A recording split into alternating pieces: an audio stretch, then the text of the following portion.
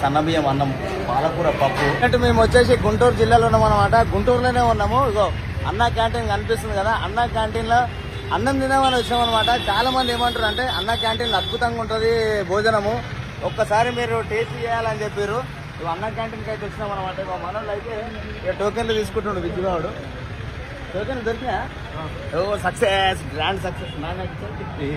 ఇగో 4417 number వచ్చింది.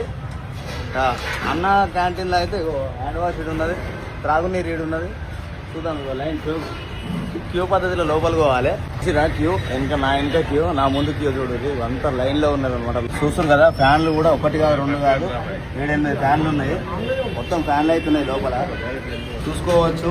చాలా మంది ఏమంటారు అంటే నిరుపేదలే తింటారు. నిరుపేదలే కాదు, అందరు తినొచ్చు, ఎవరైనా తినొచ్చు.